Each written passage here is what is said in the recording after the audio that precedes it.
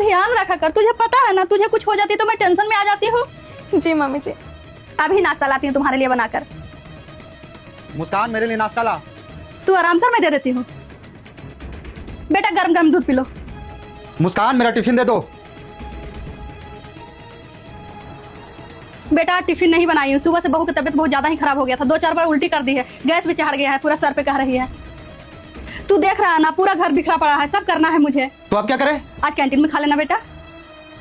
हाँ नहीं मम्मी जी। प्रेगनेंसी में खाना तो एक ही है बेटा, नहीं खाओगे तो कैसे चलेगा। मम्मी जी मैं फुल हो गई। नहीं थोड़ा सा और है, थोड़ा सा और है, खाना पड़ेगा। माँ थोड़ा आना इधर। हाँ बेटा इसको फिनिश करना है ना, ठीक है मैं आती हूँ। हाँ बेटा बोलो।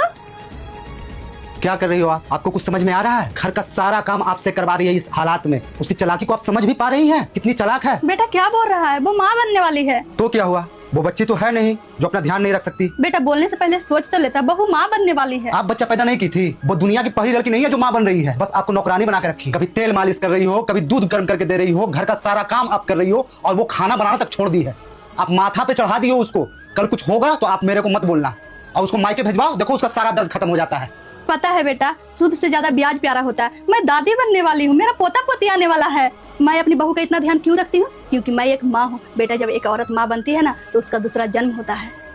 बेटा जब एक औरत 9 महीना अपने पेट में रख के बच्चा का कष्ट झेल सकती है तो ये घर के छोटे मोटे काम का क्या। अभी दूसरा महीना उसका चढ़ा है, अभी कुछ ज्यादा परेशानी उसको होगी।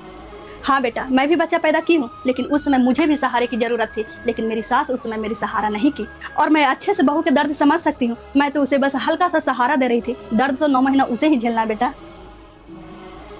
और मैं नहीं चाहती कि मेरी बहू भी वही सहे। इतना मैं अपनी बहू को इसलिए करती हूँ क्योंकि मैं हर फेज से गुजरी हूँ। बहू भी मेरी बेटी जैसी है। क्या तुम्हारी बहन को इतना सेवा करती मैं तो भी तुम नौकरानी बोलते मुझे बेटा। बेटा तुम कल्पना भी नहीं कर सकते हो कि एक औरत माँ बनने के पहले क्या क्या झेलती है। आप सही हो माँ, सॉरी।